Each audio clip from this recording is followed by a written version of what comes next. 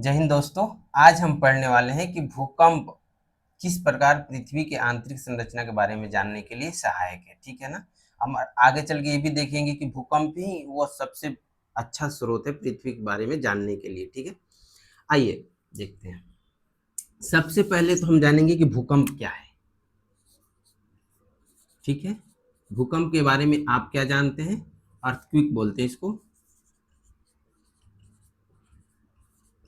ठीक है, आप क्या जानते हैं भूकंप के बारे में? चलिए देखते हैं। तो भूकंप क्या होता है कि मानव जनित कारण हो या प्राकृतिक कारण से पृथ्वी के भूपृष्ठ पर होने वाला असामान्य और अकस्मात कंपन भूकंप कहलाता है। ठीक है, कि भूपृष्ठ जब कंपन करता है तो हम इसको भूकंप कहते हैं। ये परिभाषा हो गया। लेकिन इस भूकंप में पूरे भूकंप की प्रक्रिया के दौरान कौन सी घटनाएं घटती हैं, इसके बारे में हम जानते हैं। ये रहा हमारा पृथ्वी। ठीक है, पृथ्वी की आंतरिक संरचना के बारे में जान रहे हैं, तो ये रहा पृथ्वी। होता क्या है कि ये पृथ्वी का जो केंद्र हो गया और ये हो गया सतह। ठीक है, सतह, और ये हो गया सेंटर। सेंटर को शीर्ष रखते हैं। होता ये है कि ऊपरी परत की चट्टानें निचली परत पे दबाव आरोपित करती है। हम दबाव वाले सेक्शन में पढ़े भी थे कि ये जो ऊपरी परत की चट्टानें हैं ये दबाव आरोपित करती है नीचे वाली परतों पर। ठीक है, कौन सी भूकंप के दौरान कौन सी घटनाएं होती है उसके बारे में हम जान रहे हैं। तो देखिए, ऊपरी परत की चट्टानें निचली परत पर दबाव आरोपित करती है, और जब ये दबाव, ऊपरी परत की दबाव निचली परतों की सहन सीमा से अधिक हो जाती है, तब कोई ना कोई चट्टान इसमें से टूट जाता है। दबाव की जब दाब अधिक हो जाता है तो कोई ना कोई चट्टान टूट जाता है। जब चट्टान टूटता है तो उसमें संचित ऊर्जा भ्रंश के सहारे गति करने लगती है। समझ गए? इसमें जब चट्टान टूटती है तो उसमें संचित ऊर्जा भ्रंशों के साथ, भ्रंश का निर्माण होगा जब भी कोई टूटेगा। ऐसे कोई चीज टूटा, ये दरार बना तो दरार को ही भ्रंश कहते हैं। तो भ्रंश के सहारे इसमें संचित ऊर्जा है वो चारों दिशाओं में गति करने लगती है, वहां से दूर जाती है। मतलब कोई भी चीज टूटेगा तो उसमें तरंग निकलता है, कंपन निकलता है ना। और वो कंपन आकर के, वो जो तरंग आकर के पृथ्वी की ये सतह से, क्रस्ट से आकर टकराती है, और यहाँ जैसे ही टकराती है यहाँ पे होता है कंपन, और जो कंपन होता है इसी को कहते हैं भूकंप। ओके, एक बार फिर से सुनिए एक लाइन में। तो ऊपरी सतह की चट्टानें निचली सतह की चट्टानों पर या परतों पर दबाव आरोपित करती है। जब यह दबाव निचली परत की चट्टानों के सहन सीमा से अधिक हो जाती है तब ये चट्टानें भ्रंश के सहारे टूट जाती है, और इसमें संचित ऊर्जा विभिन्न दिशाओं में गति करने लगते हैं, और वो गति करते हुए आके भूपृष्ठ के आधार से टकराते हैं। पृथ्वी के ये भूपृष्ठ से टकराते हैं और यहाँ पे कंपन होता है, और इस परिघटना को ही भूकंप कहते हैं।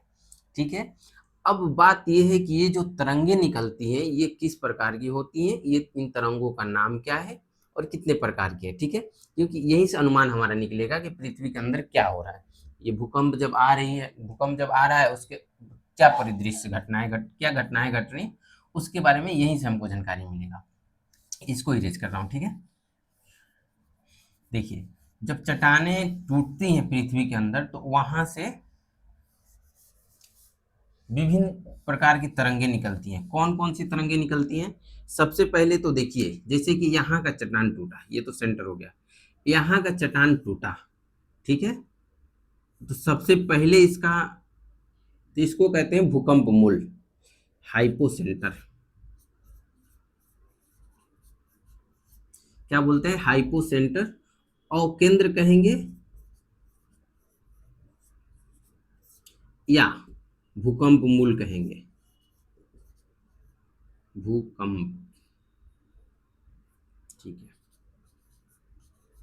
भूकंप मूल कहेंगे। इस बिंदु का नाम, सबसे पहले इसको हटा देते हैं। ये यहाँ पे भूकंप सबसे पहले चट्टान टूटी तो ये इस सेंटर को बोलते हैं हाइपो सेंटर या भूकंप मूल। अब यहाँ से विभिन्न प्रकार की तरंगे निकलेंगी चारों तरफ। ठीक है, तो सबसे नजदीक कौन होगा? सबसे नजदीक ये बिंदु होगा, है ना। तरंगे सबसे पहले जाके यहाँ पहुंचेंगी। तो कहते हैं कि सबसे पहले जिस पॉइंट पर जाकर तरंगे पहुंचती हैं उस पॉइंट को कहते हैं इपी सेंटर। देखिए, नाम भी, अंग्रेजी नाम भी इंपॉर्टेंट है, हिंदी नाम भी। ईपी सेंटर बोलते हैं। ठीक है, इसको अधिकेंद्र बोलते हैं, अधिकेंद्र। देखिए आप लोग इसको ध्यान रखिएगा, मैं यही कंफ्यूज हो जाता हूँ कभी अवकेंद्र और अधिकेंद्र में। तो जो अंदर वाला पॉइंट है जहां सबसे पहले चट्टान टूटी है वहां से तरंगे चलना शुरू हुई है, उसको बोलते हैं अवकेंद्र, भूकंप मूल, हाइपोसेंटर। और सबसे पहले जिस सतह पर पृथ्वी पर चट्टानें पहुंची हैं उसको बोलते हैं अधिकेंद्र, इपिसेंटर। ठीक है, अब बात आती है कि कौन कौन सी तरंगे हैं, किस प्रकार की तरंगे जो यहाँ पहुंचती हैं। देखिए दो प्रकार की तरंगे उत्पन्न होती हैं भूकंप में, दो प्रकार की तरंगे उत्पन्न होती हैं। एक तरंग यहां से उत्पन्न होता है, ठीक है, एक तरंग यहां से जो उत्पन्न हो गया उसको बोलते हैं बॉडी वेव्स, बॉडी वेव्स बोलते हैं। बॉडी वेव्स मतलब होता है कायिक तरंगे, कायिक बोलते हैं शरीर को, शरीर को मतलब कि शरीर के अंदर से जो तरंगे निकलती हैं, या बॉडी वेव्स बोलते हैं, जो पृथ्वी के अंदर से जहां भूकंप मूल या अवकेंद्र से जो उत्पन्न होती है उसको बॉडी वेव्स बोलते हैं, कायिक तरंगे बोलते हैं। जब ये तरंगे जाकर सतह से टकराती है, जब भी जहां भी सतह से जाकर टकराएंगी वहां से भी एक प्रकार का तरंग निकलेगा, उसको बोलते हैं सतही तरंगे, सतही तरंगे।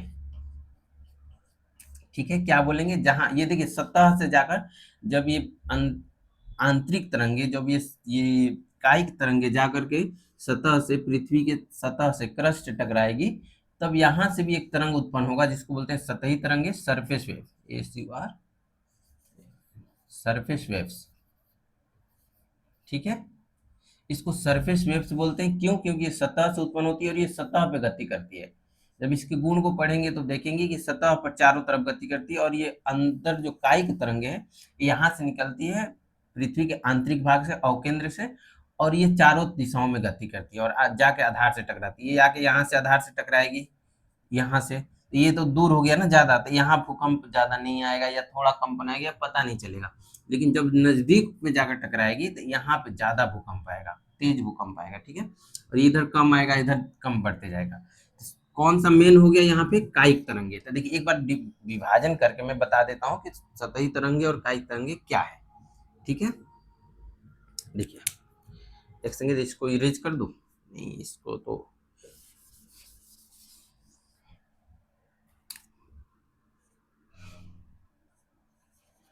बॉडी वेव्स लिख देता हूं। ठीक है, अब देखिए तरंगों के या भूकंपीय तरंगों लिख दूं, भूकंपीय तरंगे। ठीक है, इसको हम इसे दो प्रकार के मतलब बांट नहीं सकते, दो प्रकार का होता है। एक तो कायिक तरंगे, कायिक तरंगे बोलते हैं इसको, body waves, body waves BW बोल देता हूं। और दूसरा होता है सतही तरंगे, सतही तरंगे, इसको सरफेस वेव्स बोल देते हैं। देखिए यहाँ हर एक पॉइंट इंपॉर्टेंट है। सबसे पहले तो किस बिंदु से निकला, अवकेंद्र, हाइपोसेंटर और इपिसेंटर।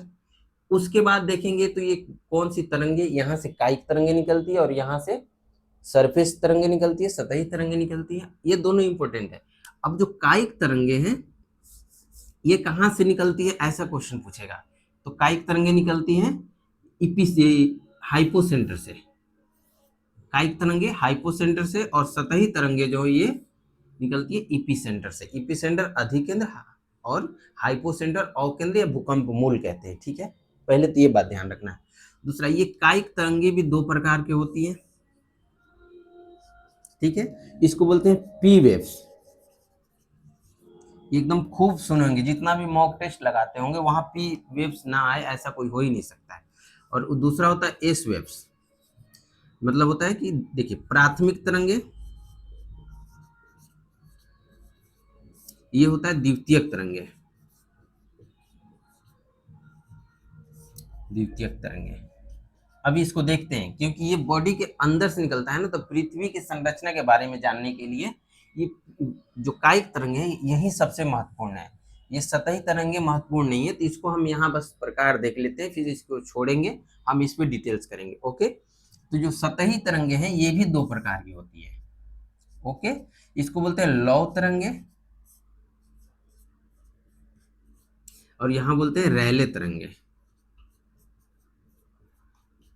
ये मैं यहाँ इसलिए बता दिया कि आपको कभी प्रश्न आए इसका गुण देके और ये नाम पूछे तो आप वहां कंफ्यूज ना हो, ठीक है। तो ये सतही तरंगे ऊपर से इससे इपिसेंटर से निकलती हैं, और ये सतही तरंगों में कौन कौन होती है, लौह तरंगे और रेले तरंगे। पृथ्वी की आंतरिक संरचना के बारे में जानने के लिए इनका कोई योगदान नहीं है, बस ये सतह पे उत्पन्न होती है। जब आंतरिक ये बॉडी वेव्स जब जाके सतह से टकराती है, तब यहाँ पे अधिकेंद्र पे इपी सेंटर पे ये सतही तरंगे उत्पन्न होती हैं, और ये चारों तरफ पृथ्वी की सतह पे चारों तरफ गति करती हैं। इसका बस गुण यही है कि ये तीनों माध्यमों में कहीं भी जा सकती है, सतह पे ही गति करती है, ठीक है। वापस फिर जहां से चलती है फिर गति करके वही वापस पहुंच जाती है। ओके, ये सतही तरंगों का गुण है।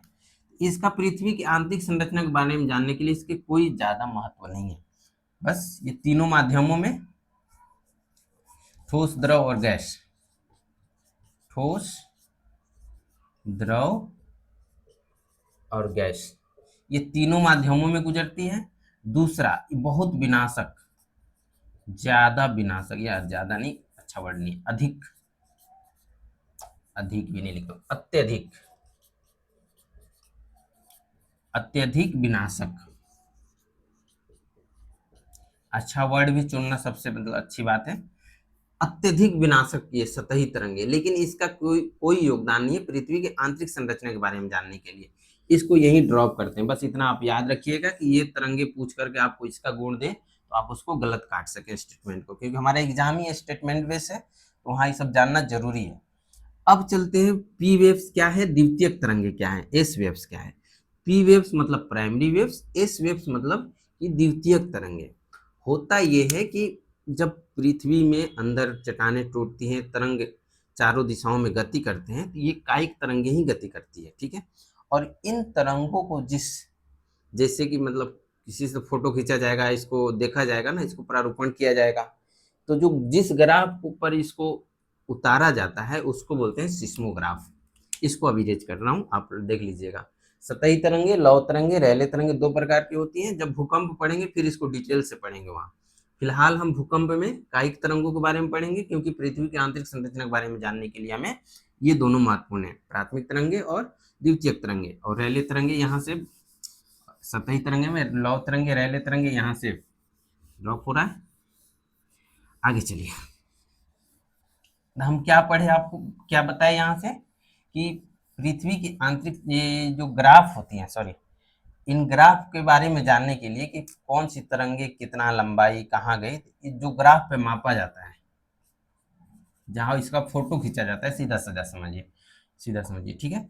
तो इसको बोलते हैं सिस्मोग्राफ, सिस्मोग्राफ बोलते हैं या सिस्मोमीटर बोलते हैं, जो भी बोल लीजिए, आपकी मर्जी। ये फैक्ट है, याद कर लीजिए कि भूकंप मूल में जो तरंगों का गति को, उसके दिशा को जिसमें प्रारूपण किया जाता है उसको बोलते हैं सिस्मोग्राफ या सिस्मोमीटर। ओके, अब आते हैं कि हमारा प्राथमिक वेव्स क्या है, द्वितीयक वेव्स क्या है, और ये दोनों कायिक तरंगों के भाग हैं, ठीक है। और कायिक तरंगे क्या है, समझ गए कि पृथ्वी के जो ये अवकेंद्र से निकलती हैं, हाइपोसेंटर से जो तरंगे निकलती हैं उनको कायिक तरंगे कहते हैं, और इपी सेंटर से जो निकलती है उसको हम बॉडी वेव्स कहते हैं। तो ये चीज आप समझ गए। अब आइए कि पी वेव्स क्या है और द्वितीयक तरंगे क्या है। तो पी वेव्स का नाम से होता है कि प्राथमिक तरंग, प्राथमिक तरंगे, और होता है द्वितीयक तरंगे। देखिए नाम से स्पष्ट है कि ये प्राथमिक तरंगे है ना, यहाँ से निकलती है, सबसे पहले पहुंचती है इपी सेंटर पे, ठीक है। जो ये हाइपोसेंटर से सबसे पहले जो तरंगे यहाँ पहुंचती है उसको बोलते हैं प्राथमिक तरंगे। जाहिर सी बात है, सबसे पहले पहुंचती है तो इसका गति अधिक होगा, गति अधिक होता है। कितना होता है भाई, तो 8 से लेकर 14 किलोमीटर प्रति सेकंड, 8 से लेकर 14 किलोमीटर प्रति सेकंड किसका, प्राथमिक तरंगों की गति। और प्राथमिक तरंगों के बाद में दूसरे नंबर पे जो तरंगे पहुंचती है उसको बोलते हैं एस वेव, द्वितीयक तरंगे। नाम से ही है कि ये द्वितीयक तरंगे, क्यों, क्योंकि प्राथमिक तरंगों के बाद में ये पहुंचती है कहाँ, इपी सेंटर पे, हाइपोसेंटर से इपी सेंटर पे दूसरे नंबर पे ये रिकॉर्ड की जाती है। इसको बोलते हैं द्वितीयक तरंगे, मतलब कम, गति कम। ये चीज आप समझ गए। इसका गति कितना होता है, तो 4 से लेकर 6 किलोमीटर प्रति सेकेंड। ये गति बदलता है, देखिए 4 से 6, 8 से 14 बताया हूं ना। तो जब भी अभी इसको बताऊंगा कि जब भी चट्टानों के प्रारूप बदलेंगे तो इनका गति चेंज हो जाएगा, या तो स्लो हो जाएगा या अधिक हो जाएगा। इसी के आधार पर जानकारी प्राप्त होगा पृथ्वी के आंतरिक भाग का। अब आगे देखते हैं, ये जो प्राथमिक तरंगे हैं ये तीनों माध्यमों में, ठोस, द्रव और वो गैस, तीनों माध्यमों में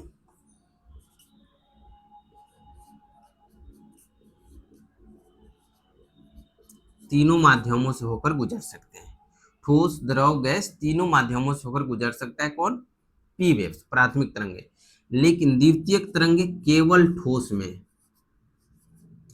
केवल ठोस पदार्थ से ही गुजरता है, केवल ठोस पदार्थ से पी वेव्स गुजरती है। ठीक है, ये अंतर समझ गए कि पी वेव्स में तीनों माध्यमों से होकर गुजर सकती है, और ये जो द्वितीयक तरंगे केवल ठोस माध्यमों से होकर गुजरती है। ओके, अब थर्ड में इसकी जो गति होती है, प्राथमिक तरंगों की गति, ये अनुदैर्ध्य, अनुदैर्ध्य मतलब ये जो रास्तों का प्रयोग करती है, ये अनुदैर्ध्य तरंगे होती है। इसको मैं अभी समझा रहा हूं। अनुदैर्ध्य तरंगे, और ये जो होती है अनुप्रस्थ तरंगे होती है। जो द्वितीयक तरंगे अनुप्रस्थ, इसको लॉन्गिट्यूडनल वेव्स बोलते हैं और इसको ट्रांसवर्स वेव्स बोलते हैं, ट्रांसवर्स, RSC। ठीक है, अनुदैर्ध्य तरंग है, और इस वेव से जो सेकेंडरी वेव से ये अनुप्रस्थ तरंग है। अनुदैर्ध्य तरंग को मतलब क्या होता है, अनुदैर्ध्य तरंग का मतलब ये है कि जो कोई माध्यम में ना, ये स्प्रिंग की तरह चलता है, ऐसे। कैसे, जो प्राथमिक तरंगे होती हैं ये किसी माध्यम में स्प्रिंग की तरह चलती है, स्प्रिंग की तरह। और ये जो अनुप्रस्थ तरंगे होती हैं ये ऐसे ऐसे चलती हैं। जब आप किसी पानी में ऐसे पत्थर मारते होंगे तो ऐसे लहरें चलती है ना, ऐसे ऐसे, ये उस तरह से चलती है अनुप्रस्थ तरंगे। ओके, ऐसे ऐसे इसका, ठीक है। इसको बोलते हैं अनुप्रस्थ तरंग और इसको बोलते हैं अनुदैर्ध्य तरंग। ये स्प्रिंग की तरह चलती है, स्प्रिंग ऐसे गोल। ठीक है, होता यह है कि ये जो स्प्रिंग की तरह चलती है, तो स्प्रिंग को हम लोग दबाते हैं तो छोटा हो जाता है, फिर छोड़ते हैं तो बड़ा हो जाता है। इसको बोलते हैं पुश एंड पुल। ठीक है, संकुचन और विरलन, ये गति है स्प्रिंग की तरह। इसका स्प्रिंग की तरह कौन चलेगा, अनुदैर्ध्य तरंग है। तो ये पी वेव्स। तो इसमें एक और गुण होते हैं, संकुचन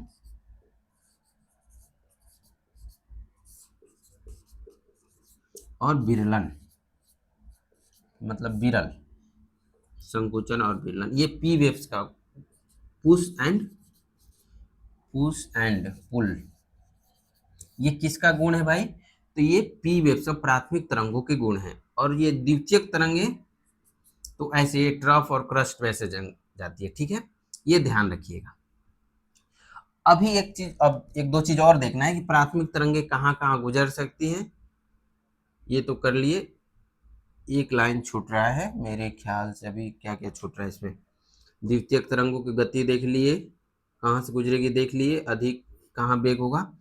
और हाँ, जैसे ये दोनों तरंगे, ये तो केवल ठोस में गुजरेगी, एस वेव्स द्वितीयक तरंगे, और प्राथमिक तरंगे तीनों माध्यमों में होकर गुजरेगी। लेकिन एक जगह इसमें अपवाद आता है, जैसे कि पानी और बर्फ में जब जाना होगा तो ये ठोस को प्राथमिकता देते हैं। ठोस मतलब दृढ़ता, दृढ़ जो चीज होगा, ठोस होगा, सघन होगा, वहां तेजी से गुजरेंगे, मतलब दृढ़ता। यहाँ एक बार देख लेता हूँ। ठीक है, जो पदार्थ होगा वो दृढ़ होगा, उसमें ज्यादा तेज जाएगी, जिसका घनत्व ज्यादा होगा और दृढ़ ज्यादा होगा उसमें। जैसे कि पानी में और बर्फ में, पानी और बर्फ में देखिए घनत्व इसका ज्यादा है, पानी का, बर्फ का घनत्व कम है। लेकिन बर्फ क्या है, ये दृढ़ है, तो इसमें बर्फ में गति अधिक तेज होगी। यहाँ प्रश्न बनता है, इसलिए बता रहा हूँ ये पॉइंट कि पानी और बर्फ में तेज किस में जाएगी, दोनों तरंगे। तो पानी में तो खैर कोई नहीं, ये द्वितीयक तरंगे नहीं गुजरेगी, क्योंकि वो द्रव हो गया, लेकिन बर्फ में इनका गति, बर्फ में ये गुजरेगी, एस वेव्स जो होगी द्वितीयक तरंग, ये बर्फ में गुजरे क्योंकि ये ठोस हो गया, द्रव नहीं है, ठीक है, बर्फ। यही चीज याद। और यहाँ पे प्राथमिक तरंगों में पानी में उसका जो गति होगा कम हो जाएगा, लेकिन जैसे ही ठोस आएगा बर्फ, वहां गति बढ़ जाएगा। लेकिन होना चाहिए उल्टा, क्योंकि घनत्व तो इसका ज्यादा होता है, पानी का ज्यादा होता है, बर्फ का घनत्व कम होता है, लेकिन यहाँ उल्टा होता है। ये केस भी आप लोग याद रखेंगे। अब आइए आगे देखते हैं, कुछ बचा है इसमें।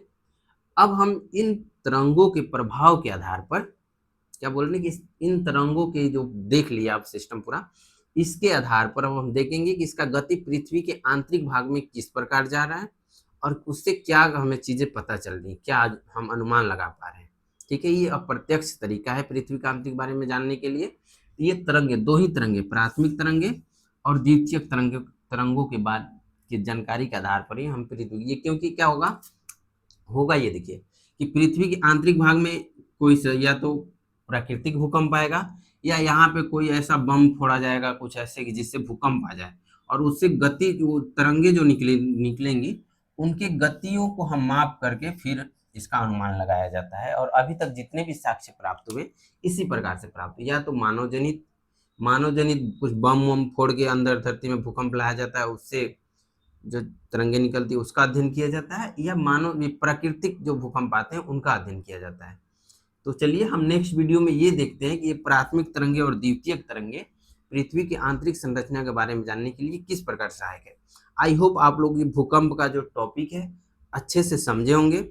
यहाँ भूकंप का पूरा टॉपिक नहीं है, अभी रिंग ऑफ फायर वो सब पढ़ेंगे, क्योंकि वो भूकंप का अलग टॉपिक आएगा जब पढ़ेंगे। यहाँ हमें जितना का जरूरत था पृथ्वी की आंतरिक संरचना के बारे में जानने के लिए, हम उतना कर लिए। आई होप आप लोग को समझ में आया होगा। और वीडियो समझ में आ रहा है तो लाइक कीजिए, शेयर कीजिए, सब्सक्राइब कीजिए। ये पार्ट 1 है, भूकंप का जो पृथ्वी की आंतरिक संरचना के बारे में जानने वाला वीडियो है। नेक्स्ट वीडियो इसके बाद डालूंगा। धन्यवाद। जय हिंद।